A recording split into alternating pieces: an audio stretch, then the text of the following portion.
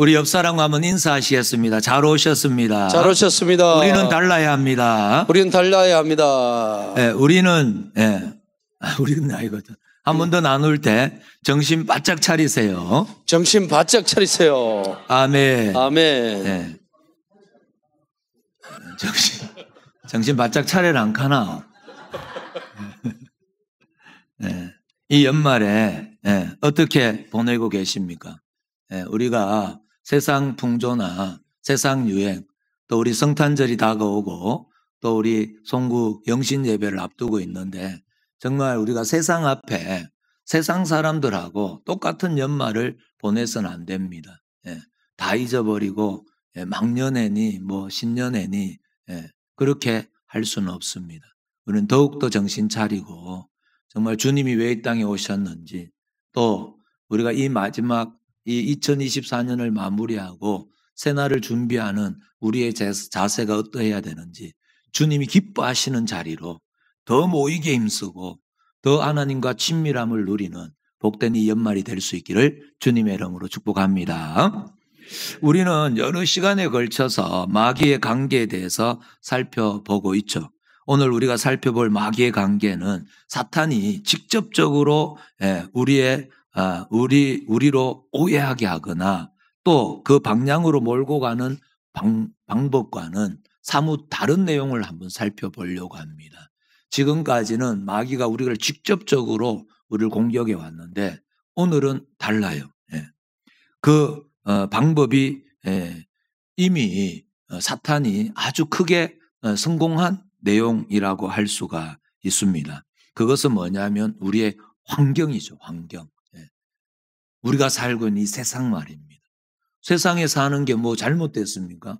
우리는 하늘에 발을 디디고 살아가요. 우리도 여전히 이 땅에 발을 디디고 살아가고 있고 이 땅에서 열심히 살아야 되는 우리의 삶의 현장이 있지 않습니까? 그래서 이런 관점에서 이 세상이 우리를 어떻게 넘어뜨리는가? 우리 살아야 되는데 그러면 우리가 세상을 떠나서 저 산으로 다 올라가야 되는가? 그렇진 않죠. 이 세상이 우리를 어떻게 넘어뜨리는가? 이건 굉장히 중요한 싸움이고 굉장히 중요한 문제가 되어집니다. 이 땅에서 우리가 어떻게 살아야 할 것인가? 마태복음 13장 22절 말씀입니다. 가시떨기에 뿌려졌다는 것은 말씀을 들으나 세상의 염려와 재물의 유혹에 말씀이 막혀 결실하지 못하는 자요. 이렇게 말씀을 하죠. 이 말씀은 천국 비유 가운데 씨 뿌리는 비유의 한 부분입니다. 여기에 우리가 살피려는 세상이 나오죠. 세상의 염려, 세상의 재물 유혹, 이런 이야기가 나옵니다. 그러면 우리가 여기에서 뭘 이야기하고 있냐면 말씀을 들었어요.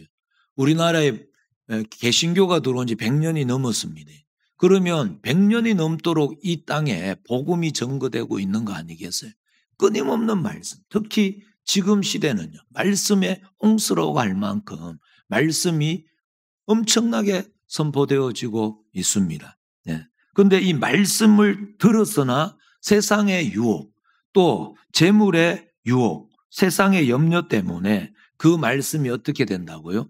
막힌다 이렇게 이야기합니다.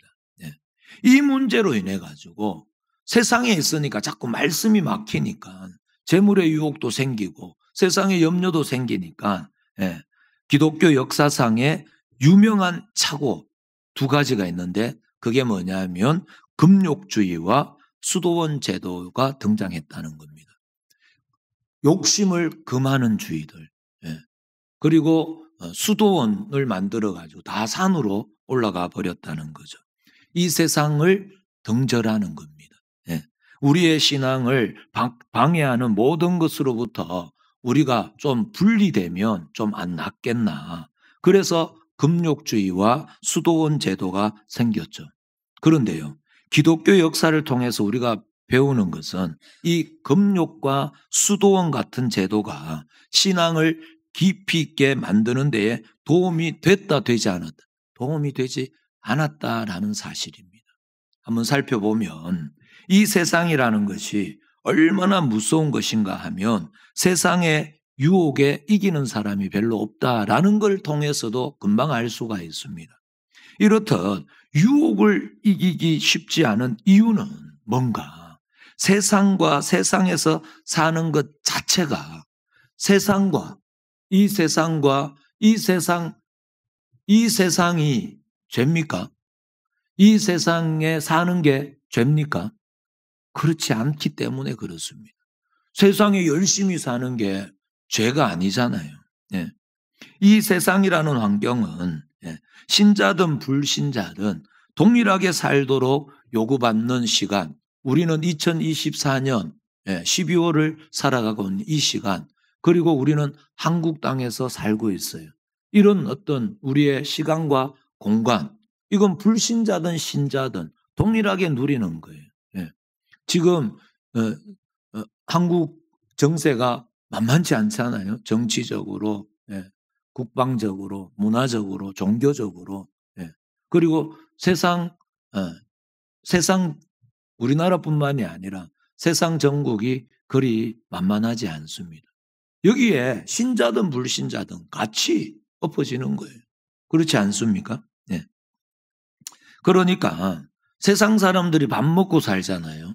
그러면 우리는 하늘에서 만나가 떨어져요? 그런 사람 손 들어보세요. 예수 믿으니까 나는 하늘에서 만나가 뚝뚝 떨어져가지고 그냥 뭐 입만 벌리고 있으면 산다. 그런 사람 아무도 없습니다. 이슬 먹고 사세요? 소영이 권사님 오랜만에 뵈니까 얼마나 감사하니. 어제 안 그래도 소영이 권사님 우리를 잊으셨나 이런 생각을 했는데 오늘 뵈니까 깜짝 놀랐네. 하나님의 응답인 줄 믿습니다. 이슬 먹고 사시는 분 계시잖아 가끔. 우리 김지순 성도님 밥보다 이슬을 더 많이 사랑하고 있지는 않겠죠? 이제는 달라진 우리 김지순 성도님도 이제 올해를 지나고 또 내년은 더 새로워질 줄 믿습니다. 우리도 밥 먹고 살죠. 불신자들도 직장 다니고 우리도 직장을 똑같이 다녀야 됩니다. 뿐만 아니라 우리 장사도 해야 되고 또 우리도 사업을 이끌어 가죠. 세상을 사는 방법과 의식주를 해결하는 방법이 신자하고 불신자하고 다른 게 아니라 똑같을 수밖에 없더라라는 거죠. 갈라디아서 6장 7절 말씀입니다. 스스로 속이지 마. 그게 죄송할 일은 아니고 스스로 속이지 말라. 하나님은 업신여김을 받지 아니하시나니 사람이 다 같이 시작. 사람이 무엇으로 심든지 그대로 거두리라. 아멘. 아멘. 이건 하나님의 일반 법칙, 하나님이 주신 법칙이에요. 콩 심은 데 콩 나고 팥 심은 데 팥 나는 거예요. 열심히 일하면 먹고 사는 데에 지장 없습니다. 우리나라가 그렇다는 거죠. 우리나라에 지금 굶는다. 그건 뭐냐면 게을러서 그럴 확률이 많습니다. 물론 여러 가지 상황들이 안 좋아서 그럴 수 있지만 먹고 사는 일은 우리가 열심히 일하면 그만큼 보상을 받게 되죠. 이걸 하나님이 만드셨어요. 그래 이걸 우리가 하나님의 만드신 방법 이렇게도 이야기하지만 이걸 다른 표현으로 하나님의 일반 은총 이렇게도 이야기합니다. 우리가 병 걸렸을 때에 약국에 가고 병원에 가는 걸 하나님의 일반 은총이라고 이야기합니다. 이걸 누리셔야 돼요. 하나님이 주신 거예요. 아멘이십니까?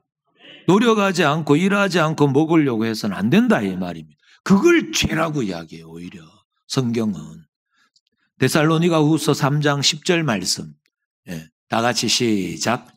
우리가 너희와 함께 있을 때도 너희에게 명하기를 누구든지 일하기 싫어하거든 먹지도 말게 하라 하였더니 아멘. 일하기 싫거든 어떻게 해요? 먹지도 말라. 이게 성경 말씀입니다. 제 이야기가 아니고. 그리고 기도만 하면 된다. 이렇게 하면은 큰일 난다 이 말입니다. 기도하지 마라 이 말이 아니고 그냥 남편, 아내 다 내팽개치고 그냥 기도원에 올라가서 기도만 하면 하나님 다 먹여 살린다. 이런 거는 성경이 이야기하지 않습니다. 우리 성도님들은 기도원에 좀 올라가야 되긴 하지만 아멘이시죠? 우리 교회 성도뿐만이 아니고요. 지금 한국교회 기도원이 다 무너지고 있습니다. 예, 기도하러 안 가니까. 예. 그래서 다시 우리가 이 어려운 한국 사정을 어떤 정치적으로 경제적으로 여러 가지 어려운 이런 사정을 보면서 우리가 해야 할 일들은 진짜 기도할 일입니다. 다시 깨어서 기도하고 한국교회가 다시 한번 하나님 앞에 엎드려야 될 때인 줄 믿습니다.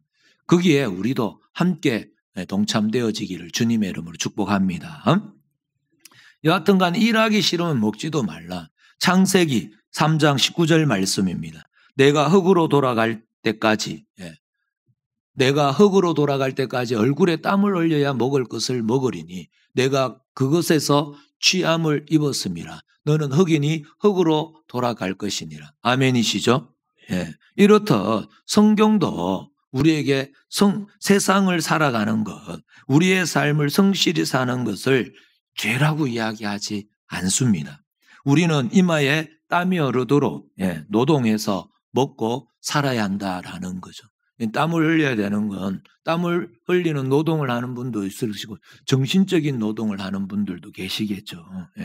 그 일은 굉장히 정당할 뿐만 아니라 하나님이 모든 사람에게 요구하는 일반적인 방법이고 또 일반 은총입니다. 성실하게 일하면 너희들이 먹고 살 끼다. 이렇게 우리에게 말씀하고 있습니다. 그런데 바로 이 점이 문제가 된다는 거죠.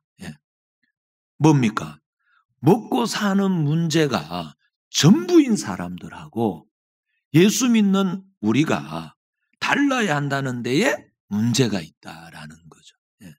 바로 이 구별이 쉬우면 뭐 하라는 대로 하면 될 낀데 이게 쉽지가 않다는 거죠. 이 구별함이. 보세요. 신자도 먹고 사는 문제를 어떻게 하라고요? 성실한 방법. 죽도록 일하셔야 됩니다. 힘 닿는 데까지 성실한 방법으로 해결해야 한다라는 것. 직장도 나가야 되고 사업장도 운영해야 되고 세상 사람들하고 똑같이 열심히 일해야 돼. 새벽을 깨우고 밤 늦게까지 일해야 요즘에 자녀들을 양육하고 먹고 사는 문제가 해결되지 않습니까?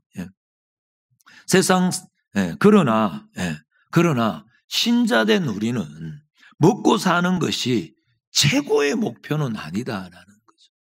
우리가 열심히 사는 게 옆집보다는 옆집에 시래기 먹을 때 우리는 고기 먹어야 안 되겠나? 이게 목표는 아니다 이 말입니다.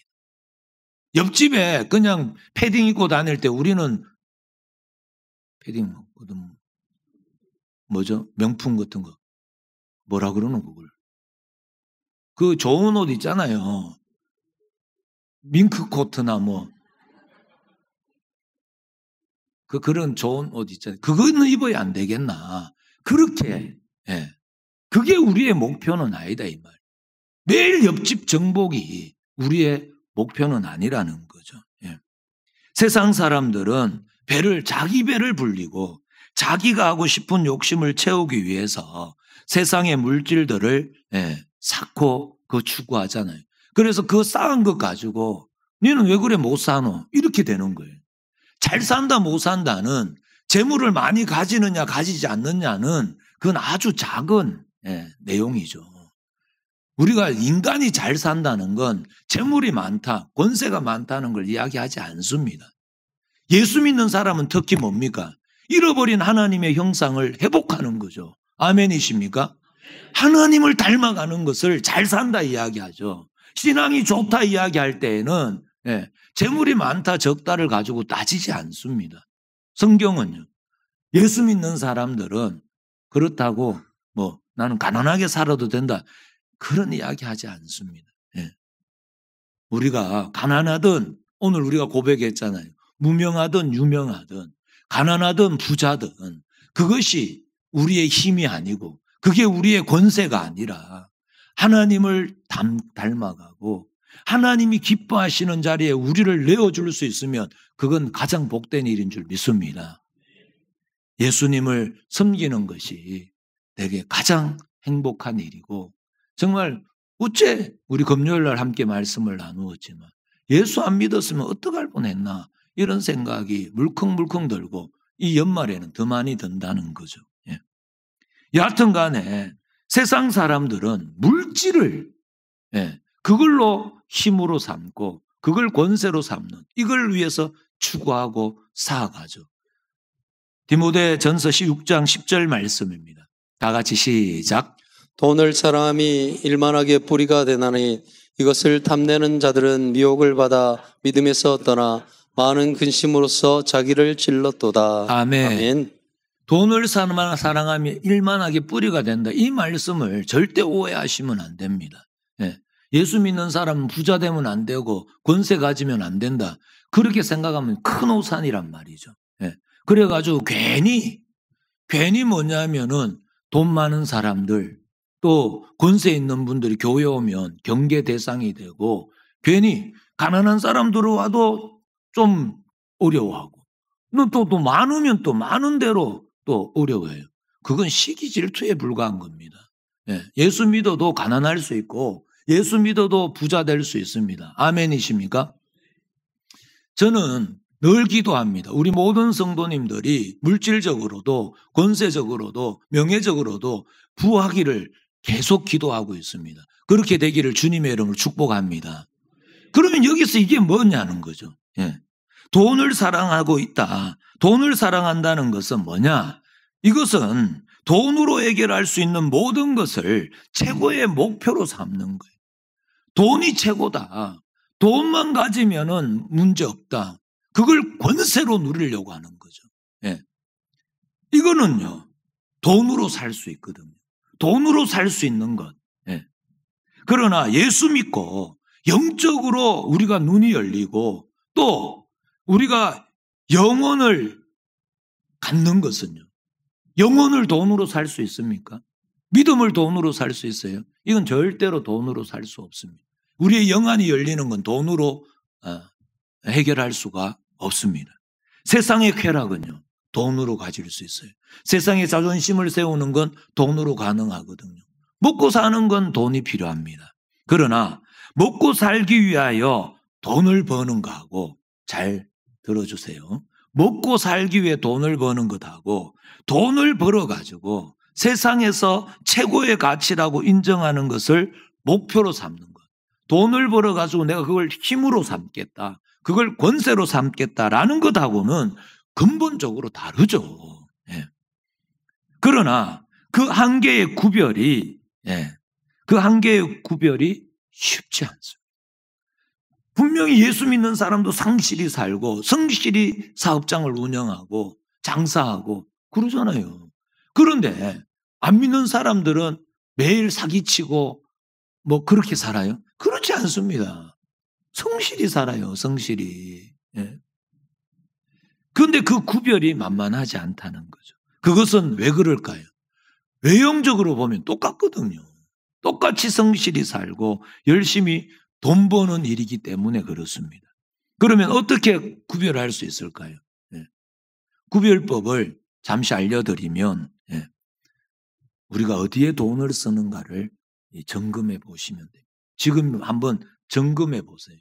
우리가 먹고 사는 그 생필품 사고 뭐 이런 거 말고 자녀 양육비 말고 꼭 들어가야 되는 거 있잖아요. 그런 거 말고 어디에 나머지 돈을 어디에 가장 많이 씁니까? 그걸 한번 살펴보세요. 그 재물을 내 자존심 세우는데 옆집보다는 잘 먹어야 안 되겠나? 여기에 많이 쓰고 있는지 아니면 우리에게 주신 물질, 우리에게 주신 시간, 건강, 우리의 생명까지도 하나님이 우리에게 맡겨주신 거다. 오늘 이 시간도 하나님이 우리를 데려가시면 우리의 생명은 거기서 끝나는 줄 믿습니다. 생명의 주인이 내가 아니라 하나님이심을 믿습니다. 아멘이시죠? 우리의 생명이 지금 연장되는 것은 우리가 건강해서 연장되는 게 아니라 하나님의 은혜로 연장되어지고 있는 줄 믿습니다. 이 주어진 이 생명, 이 주어진 물질을 지금 내가 어디에 하나님이 맡겨주신 것임을 알고 하나님이 기뻐하시는 데 서고 계시는가? 아니면은 예배 하나 건사하는 데에 온 힘을 기울이고 있고 내 몸 하나 치장하는 데에 내 몸 하나 삐까번쩍하게 만드는 데에 서고 있는가를 보시면 됩니다. 이런 측면에서 우리의 관심사가 세상에서 어떻게 남보다 더 잘 살까? 어떡하든지 여기서 더 잘 산다는 건 남들보다 좀 더 좋은 차. 우리가 뭐 차가 없어서 계속 바꿉니까? 남들보다 좀 더 좋은 차 타려고 바꾸는 분들이 있잖아요. 집이 좁아서 이사하시는 분 계시죠. 우리 이제 시온이가 이제 퇴원을 했어요. 집이 지금 좁아요. 아파트가 아직 덜 돼가지고. 집이 알을 하나 더 키우려고 그러면 두 사람 살 때보다는 조금 더 넓어야 안 되겠어요? 그런데 기억하시기 바랍니다. 연세가 들면서 집을 줄이셔야 됩니다. 그것도 삶의 지혜입니다. 자꾸 연세가 들면서 집을 좀 넓히는 경우도 있죠. 왜냐하면 자녀 자손들이 더 많아지니까 명절 때나 뭐 이럴 때에 또 필요하고. 그럼 어떻게 해야 되지? 이제 갑자기 헷갈리기 시작하네요. 뭐 여하튼 간에 우리가 더 잘 산다는 게 오직 관심이 남보다 더 좋은 차, 남들보다 더 넓은 집, 남들보다 더 비싼 뭐 옷, 비싼 음식 이렇게 되면은 안 된다라는 거죠. 그러면 우리가 어떤 생각에 사로잡히냐면 더 벌면 더 잴 수 있다. 그쪽에 우리의 마음이 훅 빼앗기지 않겠어요? 내가 지금 쪼그랑망탱이로 사는 건 돈이 없어서 그렇다. 그럼 죽으라고 돈을 버는 게 뭡니까? 더 재기 위해서. 내 자존심 상하지 않기 위해서. 그건 안 된다라는 거죠. 그렇기에 우리가 사는 세상이 무섭습니다. 그냥 나도 모르게 그냥 글로 흘러가 버리거든요. 그럼에도 불구하고 우리가 세상을 외면하면 된다 안 된다? 안 된다라는 거예요. 세상을 외면할 수는 없습니다. 왜요? 세상에서 우리를 통해 하나님께서 하시고자 하시는 교훈과 깨우치고자 하는 내용이 있기 때문이죠. 그것은 우리가 수도원에 들어가고 금욕주의로 도망가 버리면 절대로 못 배웁니다. 그게 뭡니까? 세상에서 우리는 인생이란 뭔가, 세상이란 뭔가, 사람이란 얼마나 악한가, 하나님의 돌보심이 얼마나 기가 막힌가, 이런 것을 어디에서요? 이 세상 안에서 배울 수 있습니다. 그것이 하나님이 우리를 세상에 살게 하신 이유라는 거죠. 우리가 이 땅에서 이런 측면에, 이런 관점에서 하나님이 우리에게 복을 주시고 우리의 신앙을 성숙시키는 방법이 어디에서 가장 많이 나타날까요? 어디에서 가장 많이 나타납니까? 그것은 우리의 사는 세상살이입니다. 우리는 이 세상살이를 외면할 수가 없습니다. 이 세상살이를 우리가 이 세상살이 바꿔 말하면 뭐죠? 평범한 우리의 일상 속에서 하나님의 역사, 하나님의 기적, 하나님이 우리를 빚어내시고 만들어 가시고 우리를 성숙시키는 일들이 우리의 일상 속에서 가장 많이 나타나는 줄 믿습니다. 아주 무슨 특별한 사건이 있어야 되고 어떤 특별한 환경이 우리에게 주어진다. 그런 일은요, 바울 같은 사람한테 그건 만에 하나 천에 하나 있는 일입니다. 모든 일상을 통하여 하나님이요 꼭 필요한 것들은 모두에게 주시는 겁니다. 이게 가장 큰 은혜입니다. 아멘이십니까? 오늘 우리에게 일상이 주어져 있다는 것, 오늘 우리에게 직장이 있고 오늘 우리에게 사업장이 주어지고 우리에게 가게가 있고 우리에게 자녀가 있고 우리에게 오늘을 허락되어진 것, 하나님의 축복인 줄 믿으시기 바랍니다. 힘들고 어려운 시간으로만 하나님 우리에게 주신 게 아니더라라는 거죠. 뭐죠? 알을 놓고 아가 아니고 참. 아이를 낳고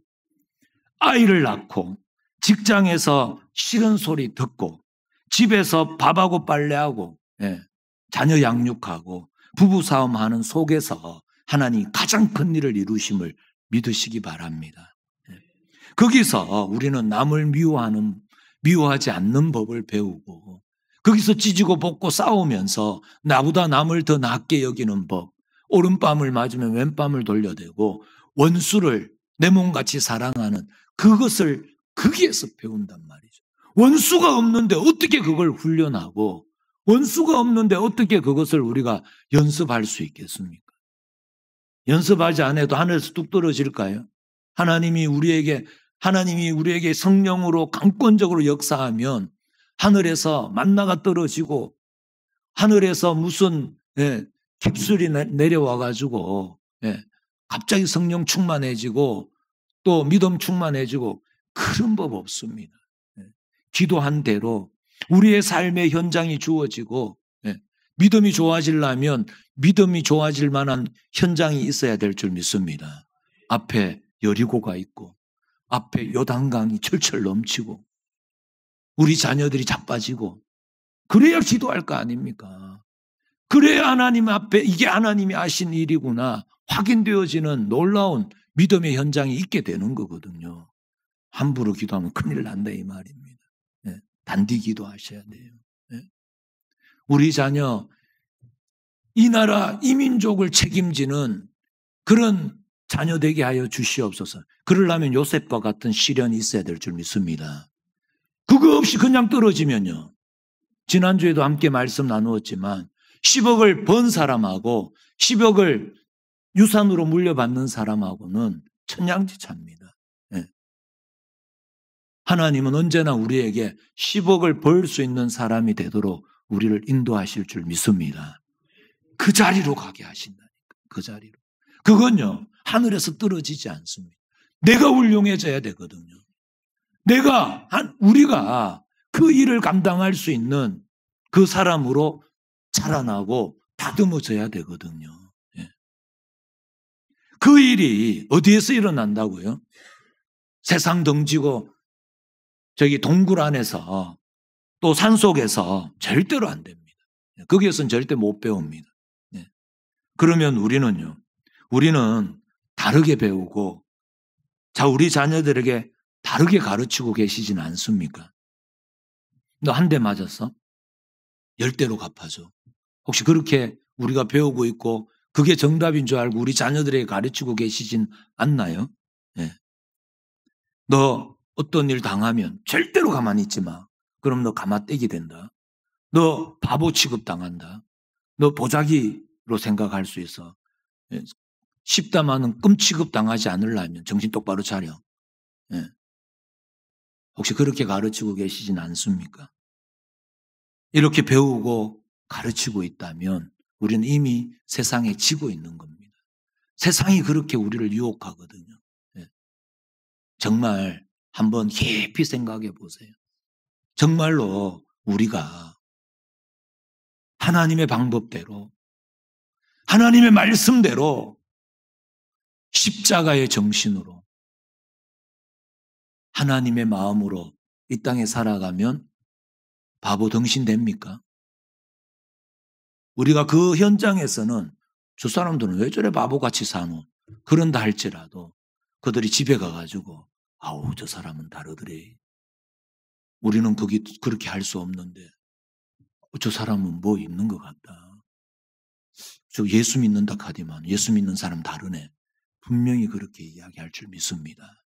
우리는 그걸 만들어내셔야 돼요. 그거 위해서 오늘 말씀 듣는 거 아닙니까?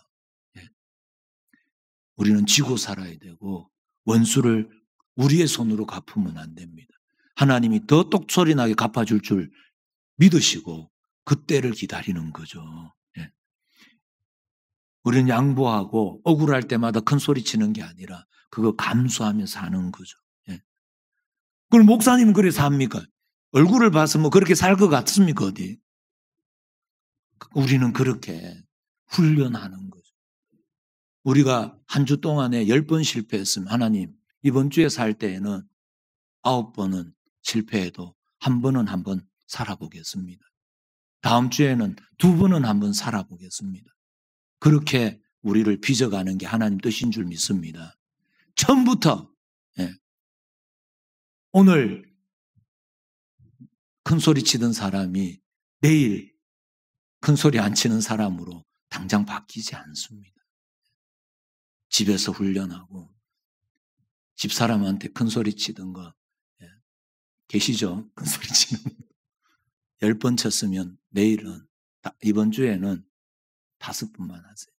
훈련하면 자기도 모르게 남편이 우리 아내가 잘 달라졌네. 우리 남편이 달라졌네. 어제 이덕환 집사님하고 무슨 대화를 하다가 안보윤 집사님 말이 달라졌다 이런 이야기를 듣는데 얼마나 감사한지. 달라지셨어요? 본인은 몰라. 주변 사람이 한다니까. 우리 고대웅 집사님이 달라졌어요. 본인은 몰라. 다른 사람이 이야기하잖아요. 그거를 우리는 만들어내야 될 줄 믿습니다. 이 일을 위해 하나님이 여전히 우리에게 오늘 우리의 생명을 연장시키고 오늘 우리에게 또 이 세상에 발을 디디고 살게 하고 있죠. 이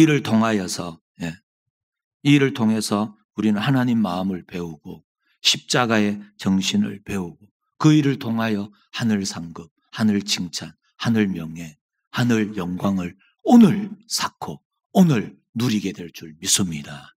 이게 하나님이 우리를 여전히 이 땅에 발을 디디게 하시는 이유죠. 그러므로 우리는 이 세상 속에서 살아야 됩니다. 하나님 왜 나를 여기에 처박아 두십니까? 아니요. 이유가 있는 줄 믿습니다.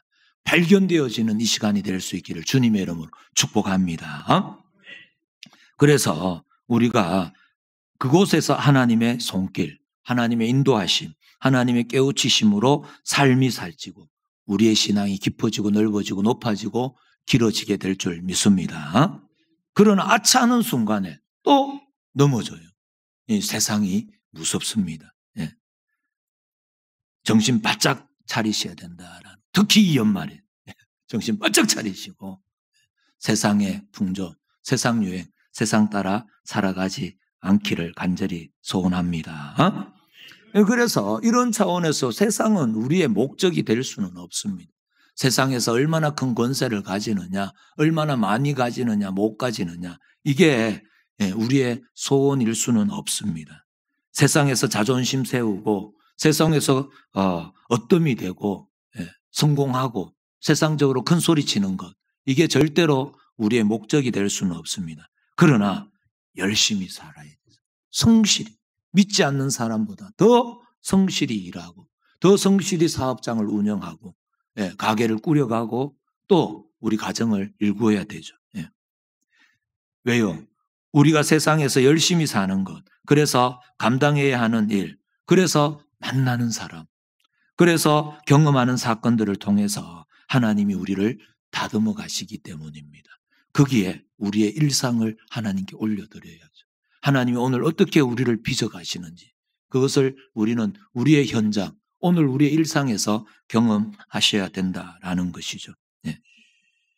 우리가 만나는 사건, 우리가 만나는 사람 앞에서 하나님의 영광과 하나님의 은혜와 하나님의 진리를 흘려 보내시더라라는 거죠. 우리는 그런 사람으로, 그런 도구로 우리가 쓰임 받아야 한다라는 거죠. 이런 차원에서, 이런 관점에서 하나님은 자신의 영광을 펼치시고 또 하나님의 은혜를 베푸시는 공간과 시간으로 이 세상이 필요한 것이지, 우리가 우리의 생명을, 이 세상을 붙잡아야 우리가 살아갈 수 있고 또 그렇게 살아 있게 하기 위해서 또 거기에서 발부둥 쳐야 할, 세상 사람들과 경쟁해서 이겨야 우리가 살 수 있는 그런 싸움터는 아니다라는 것이죠. 하나님의 영광을 위하여 오늘 우리를 이 자리에 심어둔 줄 믿습니다. 그 문제로 우리가 세상 사람들을 싸워 이겨가지고 우리가 먹고 사는 것, 그런 세상을 우리에게 주시지는 않았다라는 거죠. 그러면 오늘 우리는 하나님의 사람으로 하나님의 사람으로 세상으로 향하고 있습니까? 예.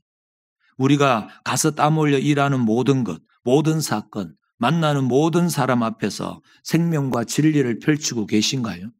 그리스도의 향기를 바라고 또 그리스도를 자랑하는, 그리스도를 증거하는 증인의 삶을 살고 있습니까? 내가 부유하든 가난하든, 내가 유명하든 무명하든 나를 통하여 하나님이 증거되기를 기뻐하십니까? 아니면 여전히 세상에 꽉 붙잡히고 거기에 앉아서 세상을 놓아버리면 금방 멸망할 사람처럼 자리에 넘어져 있지는 않습니까? 그것이 사탄이 우리를 가장 많이 무너뜨리고 넘어뜨리는 관계입니다. 마귀의 가장 강력한 전략.